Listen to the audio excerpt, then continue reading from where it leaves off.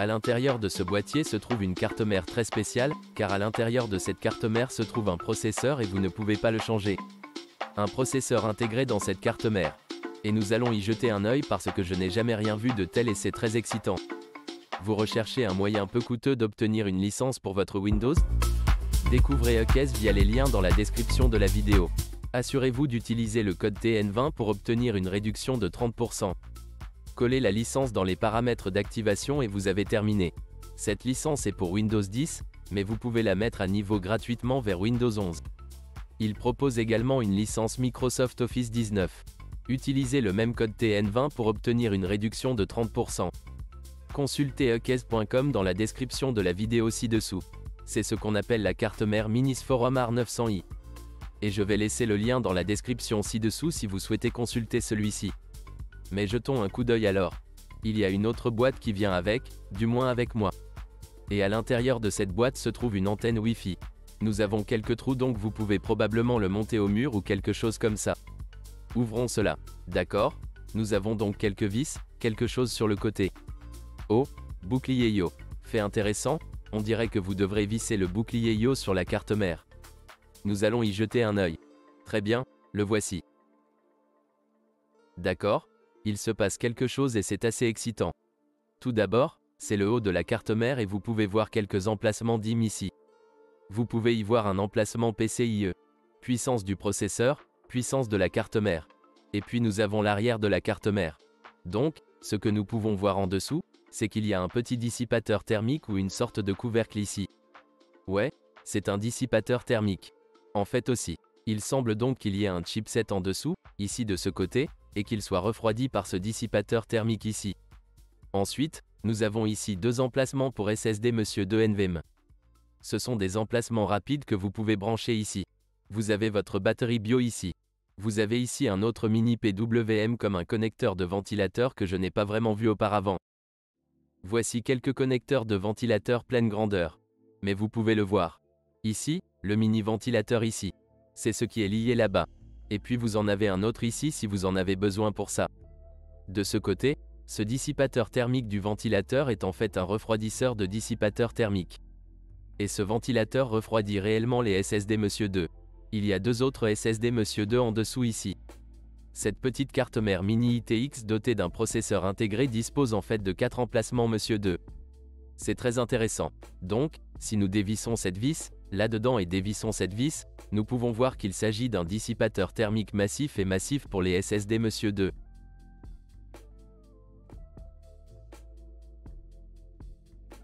Je vais donc prendre un SSD Monsieur 2.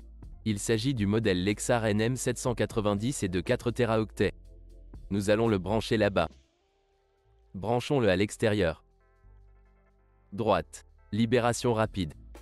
Nous allons retirer celui-ci. Et puis nous pourrons remettre ces vis.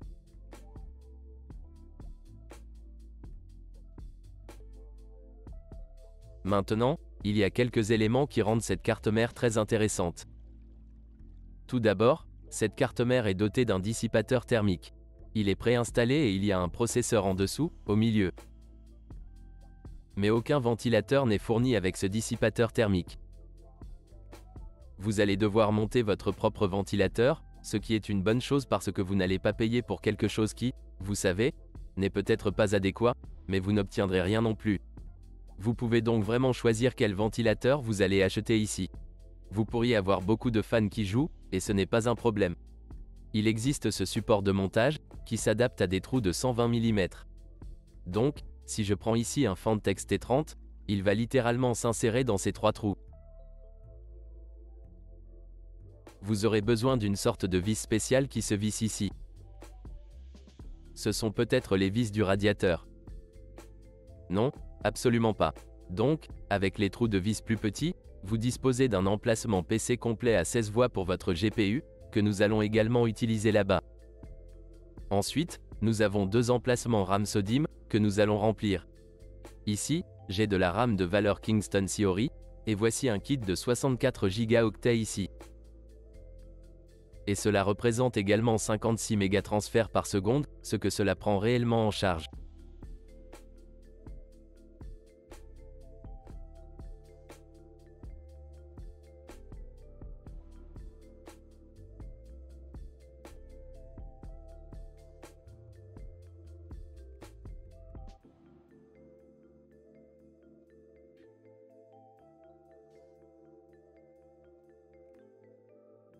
Nous avons donc regardé du côté des connecteurs de la carte mère.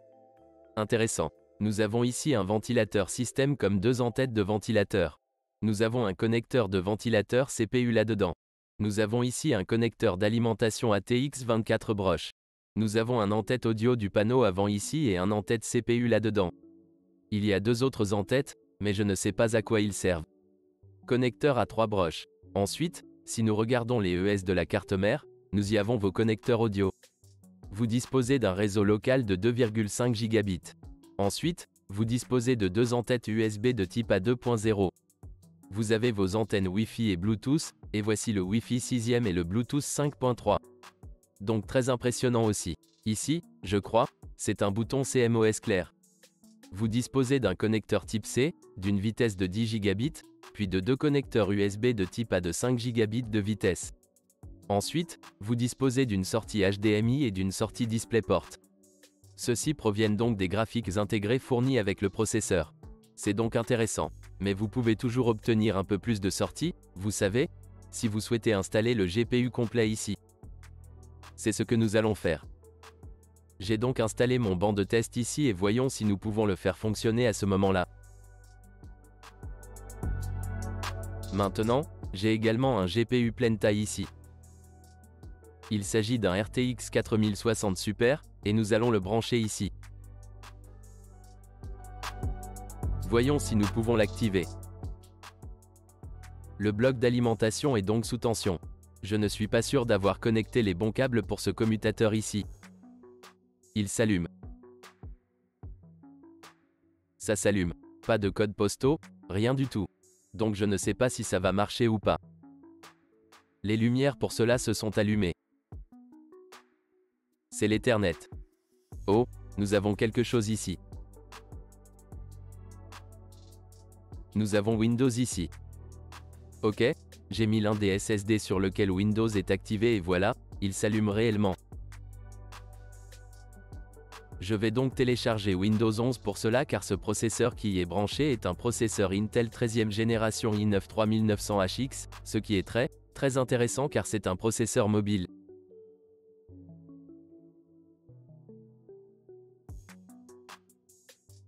Mais il possède 24 cœurs et 32 threads. Alors j'ai finalement réussi à piéger ce type. Mais tout d'abord, c'est une chose très importante que vous devez savoir lorsque vous obtenez cela. Le BIOS utilise par défaut un GPU dédié. Donc, si vous envisagez d'obtenir une sortie vidéo sur le GPU intégré, vous savez, à partir de ces deux ports, vous ne l'obtiendrez pas car la fonction automatique du BIOS ne semble pas fonctionner pour moi. Vous devez donc activer l'iGPU dans le BIOS si vous souhaitez réellement faire fonctionner l'iGPU.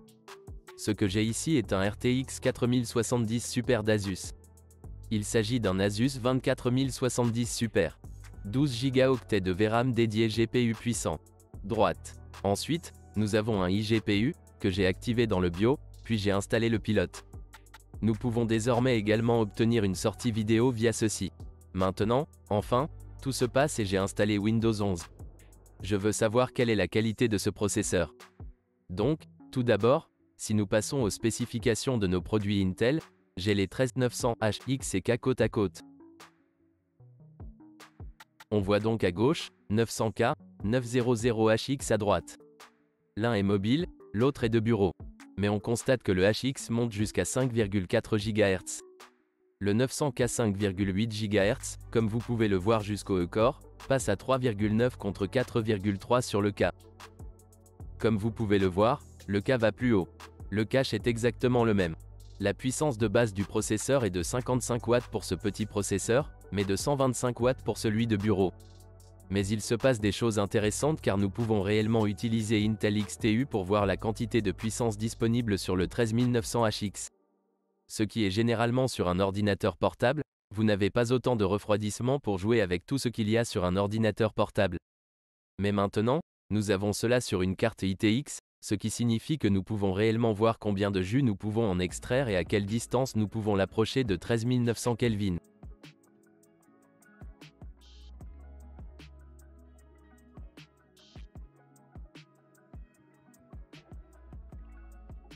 Très similaire. Si vous souhaitez récupérer cela, je vais laisser le lien dans la description ci-dessous. Tout d'abord, je veux tester le degré de refroidissement possible avec cela maintenant sans que rien d'autre ne se passe. Droite. Nous allons donc faire un score multicœur afin de voir 120 watts augmenter. En ce moment, mon ventilateur est placé dans un autre en-tête de ventilateur et c'est littéralement très calmement. 67 degrés, 120 watts que nous retirons de la prise et le ventilateur est au ralenti. Et nous avons consommé 120 watts tout au long de cela. 26 000 points. Maintenant, la température n'était pas un problème, mais j'ai réglé un autre en-tête de ventilateur pour qu'il ait une vitesse de ventilateur de 100%. Donc, si je dois échanger ceci avec ceci ici. Alors maintenant, le ventilateur tourne à 3000 TR, min. Au fait, il s'agit du ventilateur Fantex T30. Et laissez-moi recommencer pour voir si nous allons atteindre de meilleures températures. Donc, pour une raison quelconque, avec un papillon thermique juste pendant une seconde. Mais maintenant, notre package CPU, comme vous pouvez le voir, est à 64, 65 degrés, soit environ 5 degrés Celsius de moins. 67 encore 68, 69. Il est donc intéressant de noter que la température n'a pas beaucoup changé par rapport à la vitesse du ventilateur. Il fait un peu chaud là-bas. Mais maintenant, je vais tourner le ventilateur dans l'autre sens. Donc auparavant, nous retirions l'air. Maintenant, nous le poussons vers le bas et vers l'extérieur par le côté. Ok, le ventilateur descend et sort par les côtés. Voyons si c'est différent. 120 watts, 67 degrés, 68, 69. Il semble donc que cela n'ait pas autant changé. Mais commençons par augmenter la limite de puissance. Et voyez quelle quantité de puissance nous avons réellement dans ce processeur. Nous commençons donc à 26 338. Maintenant, puissance turbo maximale ici. Pourquoi ne pas passer à 150, 160? Donc c'est là. Déplaçons celui-là. Appliquez maintenant 160 watts. Fait intéressant, la puissance du package est de 145. Pas tout à fait 160 pour une raison quelconque. 29 000 points. D'accord. Et nous n'avons atteint que 79 degrés. Maintenant, ce qui est intéressant, c'est que j'ai davantage de ces ventilateurs que nous pourrions relier en série pour obtenir encore plus de performance. Augmentons encore la puissance. Malheureusement, nous ne pouvons pas vraiment augmenter les vitesses d'horloge de base ici. Ce que nous pouvons faire, c'est vérifier la limite de puissance. Vérifier les vitesses d'horloge de base dès maintenant et ce qu'elles font ici. Les cœurs P vont donc à 3,9, près de 4 GHz avec ce réglage et 3,3 sur les cœurs E.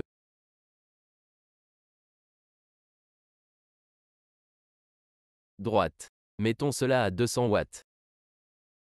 Voyez ce qui se passe. Et mettons cela à 180 watts. 29 007. Voyons maintenant. Les vitesses d'horloge ne vont pas plus loin. 3.9. Nous consommons 146 watts. Il est intéressant de noter que la limite de puissance ici ne va pas beaucoup plus haut. La puissance turbo maximale y est de 157. Désormais, nous ne sommes plus limités thermiquement. Comme vous pouvez le constater, nous n'atteignons qu'environ 79 degrés. Allons dans le bio et voyons s'il existe une limite que nous pouvons, vous savez, augmenter. Nous allons passer à la configuration. Vous pouvez voir toutes sortes de choses ici. Passons à la configuration du processeur, au turbo activé, à la puissance et aux performances, à la limite de puissance 1. Cela fait 100 000. Fixons cela à 200 000. Limite de puissance de 2 à 200. Cela aussi. Voyons si cela fonctionne. D'accord. Vous pouvez voir place 1 et place 2 maintenant les limites sont fixées à 200. Voyons si cela va changer quelque chose. Ici, allons-nous tirer 200 watts? 144? Pour une raison quelconque, sa puissance est simplement limitée à 145 watts et 3,9 GHz. Eh bien, autant aller en illimité. Je doute que ça fasse quoi que ce soit.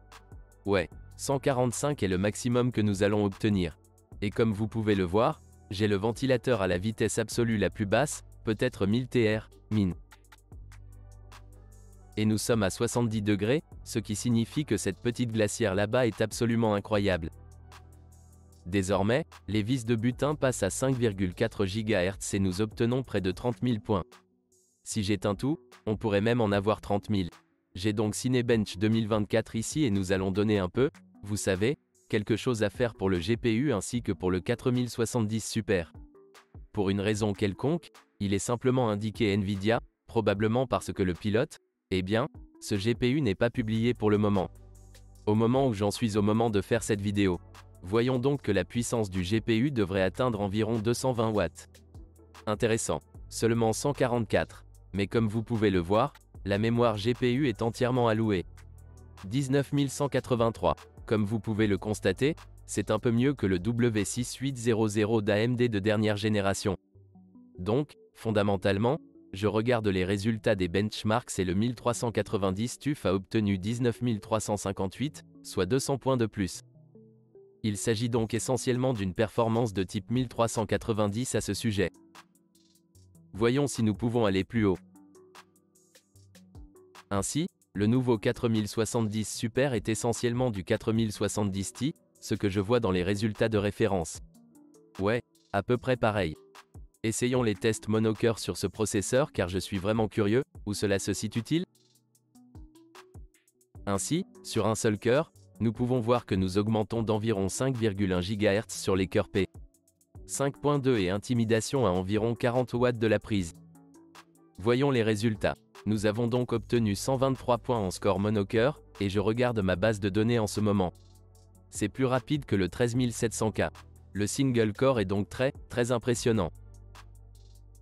Faisons également le multicœur. On verra donc si c'est vraiment plus rapide que le 13700K. Le score multicœur est de 1518, ce qui est plus rapide que 12900K. Nous obtenons donc des performances multicœur, mais je parie que c'est en fait un peu plus rapide parce que je l'ai utilisé et vous savez, la façon dont ces performances diminuent un peu sur le multicœur, c'est un peu plus rapide. Nous obtenons donc des performances d'environ 13700K sur ce type. Donc, à l'heure actuelle, nous pouvons voir que cela coûte 559 $, 560 $. Donc, si nous regardons le 13700K, cela fait 364 $, ce qui signifie que nous avons 200 $ supplémentaires pour la carte mère. Nous pouvons obtenir une très bonne carte mère ici. 100 $ et Z690i avec de meilleures fonctionnalités. Il semble donc que construire le vôtre soit encore une meilleure option en termes de prix si vous souhaitez le faire. Mais je pense toujours que c'est un produit très intéressant s'il baisse un peu le prix, car il est très difficile de trouver une carte mère ITX sur la plateforme Intel qui vous offre encore 4 emplacements Monsieur 2. Tous les NVMe Gen 4. C'est très impressionnant. De plus, une carte mère aussi discrète et vous pouvez inclure votre propre type de refroidissement, quel que soit le ventilateur que vous souhaitez. C'est très sympa aussi. Ils ont donc en quelque sorte fait un pas à mi-chemin. Écoutez, le processeur est solide. Vous pouvez mettre à niveau celui-là. Vous pouvez mettre à niveau la RAM, les SSD, le refroidissement, le Wi-Fi, etc. Mais sur un système mini ITX, j'aimerais également y avoir un Thunderbolt ou une connectivité plus rapide. Mais ce qui est cool, c'est que vous pouvez y installer un GPU dédié. Et pour autant que je sache, c'est la première carte mère à intégrer un processeur. Je ne sais pas s'il y en a d'autres, mais j'aimerais voir une version AMD et j'adorerais voir une version déverrouillée de ce processeur mobile. Donnez-nous simplement un moyen de faire passer plus de puissance par là, car comme vous pouvez le constater, nous ne sommes pas limités thermiquement. En fait, nous sommes simplement limités en puissance et en vitesse d'horloge. Faites-moi savoir ce que vous pensez dans la section commentaires ci-dessous. Je suis très impressionné, et si vous souhaitez le récupérer, le lien est également dans la description ci-dessous. Merci les gars d'avoir regardé. Bye bye.